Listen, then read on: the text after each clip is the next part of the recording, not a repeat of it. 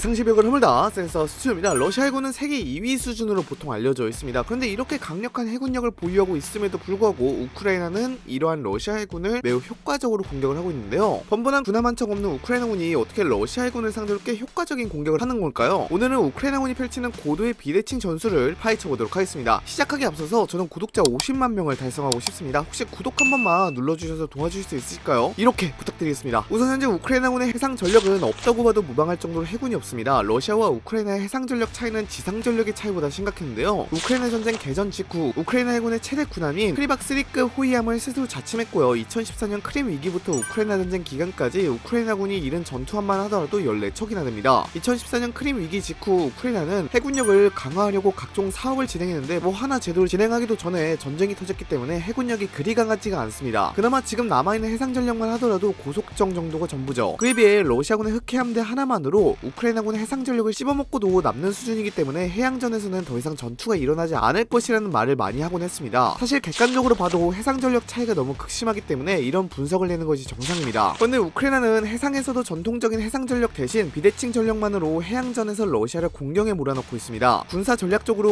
우크라이나는 매우 영리한 방법을 사용하고 있는데요. 바로 UAV와 육상 전력을 활용하여 해양전을 수행하고 있다는 겁니다. 총 3가지가 있는데요. 첫 번째는 해양전에서 UAV의 유용성을 증명했다는 것입니다. 우크라이나는 해양에서 튀르키예제의 바이락타르 UAV를 활용하여 러시아 함대 방공망의 피로도를 계속해서 올리곤 했습니다. 이 바이락타르 UAV는 정찰 및 공격용 무인기인데요. 150kg의 무기를 적재할 수도 있고요. 정찰도 할 수 있는 무인기입니다. 우크라이나군은 이 바이락타르 UAV로 정보 감시 정찰 임무에 다수 운용하였는데요. 이에 따라서 러시아 함대는 이러한 바이락타르 UAV를 감시하는 데만 모든 힘을 쏟을 수밖에 없었습니다. 혹시 모르니까요. 그러면서 우크라이나는 차근차근 러시아 군함의 정보를 획득하고 분석하고 있었는데요. 이때 우크라이나군은 이 정보를 바탕으로 지대함 미사일 공격에 활용하게 됐습니다. 거기다가 바이락타르 UAV에서 미사일을 직접 발사해서 러시아의 랩터급 경비정이나 세르나급 고속 상륙정을 포함한 다수의 군함을 격침하기도 했죠. 이는 우크라이나 전쟁으로 인해 군사 전력의 패러다임 자체가 바뀌게 된 것인데요. 비싼 군함을 쓰지 않아도 무인기 정도로 상대방의 해군을 계속 괴롭힐 수 있다는 것을 입증한 것이기도 했습니다. 그리고 두 번째는 수상함과 같은 해양 전력이 없어도 UAV와 지대함 미사일 조합만 있으면 상대방에게 치명적인 결과를 만들 수 있다는 것입니다. 2022년 4월 13일에 우크라이나는 러시아 흑해함대의 기함인 모스크바함에 지대함 미사일 2발을 명중시켜 격침했습니다. 이 과정에서 미국 정보당국의 정보 제공이 있었다는 이야기도 있었지만요. 미사일 발사에 활용할 수 있는 직접적인 데이터 링크는 제공할 수 없었다는 것이 중론으로 밝혀지면서 우크라이나군이 단독으로 수행한 것으로 파악되고 있는데요. 우리는 이 부분을 주목해야 합니다. 그렇다면 우크라이나군이 어떻게 기함인 모스크바함을 찾았냐는 것입니다. 좀 쉽게 할 수 있는데요. 모스크바함의 최종 위치 확인은 우크라이나가 운용한 바이락타르 UAV에 의해 이루어졌을 가능성이 크며 이 정보를 바탕으로 지대함 미사일을 날려 명중시킨 것입니다. 마침 우크라이나는 자체 개발한 넵튠 지대함 미사일을 가지고 있었거든요. 이걸 발사해서 모스크바함을 격침해버린 것이죠. 이후 모스크바함은 대공방어와 손상 통제에 허점을 보이면서 흑해에 침몰했는데요. 모스크바함의 침몰로 인해 오데사에 대한 러시아의 상륙작전과 지상으로의 함대지 공격은 사실상 어려워졌고요. 반대로 우크라이나가 바다로부터 받는 방어부담은 많이 감소하게 되었습니다. 실전에서 순양함이 격침된 것은 1982년 포클랜드 전쟁에서 아르헨티나의 헬렐라 벨그라노 경순양함 이후로 40년 만에 벌어진 일이었습니다. 마지막으로 세 번째는 탄도미사일을 이용하여 항구에 정박한 러시아 상륙함을 직접 공격하여 해군 기지 타격이라는 교리를 실현했다는 것입니다. 우크라이나는 러시아에 점령한 베르단스크항에 2022년 3월 24일에 토치카 탄도미사일을 발사했습니다. 이 공격으로 상륙함 한 척을 격침하고 상륙함 2척에 손상을 입혔는데요. 사실 항구에 정박한 적 함정을 공격하는 것은 드물지 않은 일이었으나 지상에서 발사한 탄도미사일을 활용한 것은 이번이 인류 역사상 처음이었습니다. 항구에 정박한 군함을 보호하기 위해서는 이제 탄도미사일 요격 능력까지 필요한 시대가 도래한 것이죠. 그리고 우크라이나군이 좀 신기한 게요. 발트 함대의 함선을 무력화시키기도 했습니다. 발트 함대는 러시아 북부, 그러니까 더 정확히는 발트해에 위치한 함대입니다. 우크라이나랑은 좀 거리가 있죠. 그런데 우크라이나 정보국이 발트 함대 함선을 손상시켰는데요. 이 점이 상당히 눈여겨볼 만한 점이기도 합니다. 우크라이나 정보국은 2024년 10월 7일에 한 영상을 공개했습니다. 이 영상에서는 우크라이나 정보국 요원 한 명이 기뢰 제거함 알렉산더 오브코브 엔진실에 침투해서 가스파이프에 구멍을 내는 영상이었는데요. 철사와 비슷한 도구 하나로 가스파이프에 구멍을 내서 엔진 침수로 엔진을 망가뜨리는 것입니다. 우크라이나는 비용을 거의 안 들이고 적의 함선 하나를 무력화시킨 것이죠. 상당히 흥미롭죠. 비대칭 수단을 통해서 적과 대등하게 싸운다는 것이. 물론 열세한 전력에도 불구하고 해양전에서 눈부신 전과를 이룩한 우크라이나지만 솔직하게 말해서 우크라이나군의 이러한 공격이 있어도 한계는 분명히 있습니다.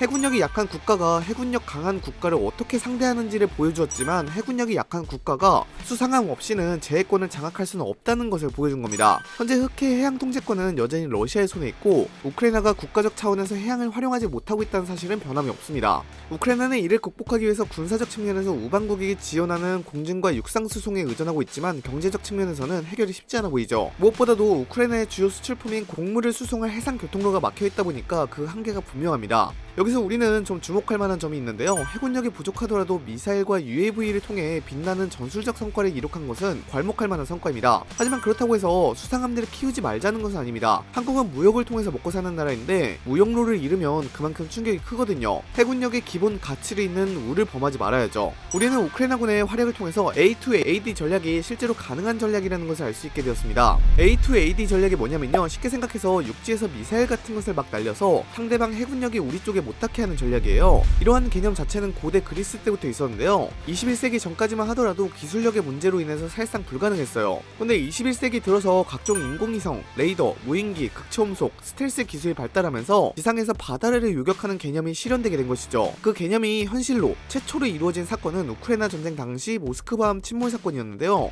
이를 통해서 지대함 미사일이 단순한 방어 수단이 아니라 전황 자체를 바꾸는 수단으로 바뀌었다는 것을 실감할 수 있게 되었습니다. 근데 우리는 이런 A2AD 전략에 대해서 상당히 집중할 필요가 있는데요. A2AD 전략을 사용하고 있는 나라가 바로 중국이거든요. 현재 중국의 해군력으로 미 해군을 이길 수는 없습니다. 물론 미군의 해군력이 점차 떨어지고 있다는 평가가 나오고 있긴 하지만요, 아직은 중국 해군력으로 미군 해군력을 이기긴 어려워요. 그래서 중국은 현재 지대함 미사일을 마구 만들어서요, 자신보다 우월한 미국의 해군력이 동아시아의 주요 해역에 들어오는 것을 저지하고요, 미국이 군사적 지원을 제공받지 못하는 상태에 놓인 동아시아 주변 국가들을 상대로 영내 군사적 패권을 차지할 수 있다고 생각하고 있는데요. 중국의 이런 생각이 실현되면 우리나라도 적지 않은 타격이 될 것으로 예상됩니다. 그렇기 때문에 우리는 이런 A2AD 전략을 계속 연구하면서 어떻게 대응해야 할지를 좀 판단해야 하지 않을까 싶어요. 그리고 반대로 우리도 이런 A2AD 전략을 역으로 중국에게 써먹을 수 있다는 것인데요. 다들 아시다시피 우리나라는 굉장히 화력이 미친 나라입니다. 한국은 현재 초음속 대한미사일을 만들어 2022년에 실전 배치한 상황인데요. 사거리는 약 300km 정도입니다. 근데 이 정도면 한반도에 접근하는 중국 군함들을 충분히 공격할 수 있거든요. 그리고 극초음속 미사일인 하이코어라는 미사일도 만들고 있어서요, 만약 전쟁이 일어난다면 우크라이나군이 했던 것처럼 우리도 중국군에게 A2AD 전략을 쓰면서 중국의 해군력을 계속해서 공격할 수 있는 수단이 생기지 않을까 싶어요. 무엇보다도 UAV와 미사일을 결합한 새로운 형태의 공격은 우리에게도 많은 교훈을 주고 있죠. 마음만 먹으면 중국의 항구에 미사일 세례를 내버릴 수도 있는 거예요. 다만 분명히 해야 하는 것은 해군의 전통적인 역할은 충실히 지켜야 한다는 것입니다. 바로 무역로를 보호하고 활용할 수 있게 하는 것이죠. 예전에 있었던 프랑스 청년학파의 행동들이 생각이 납니다. 어뢰정 양산으로 쉽게 해군력을 증강하자는 이론을 주장했다가 실전에서 대차게 깨지게 되었는데요. A2AD 전략을 통해서 해안에 접근하는 함대를 요격할 수는 있겠습니다만 기존의 함대를 버리고 이런 전략만 키우게 된다면 결국 영원히 전쟁에 이길 수 없을 겁니다. 같이 성장시켜서 시너지 효과를 내야죠. A2AD 전략을 통해서 러시아군과 대등한 싸움을 하는 우크라이나군, 여러분들은 우크라이나의 이러한 전략에 대해서 어떻게 생각하시나요? 댓글로도 알려주시기 바랍니다. 이상 영상 마치도록 하겠습니다. 빠이염!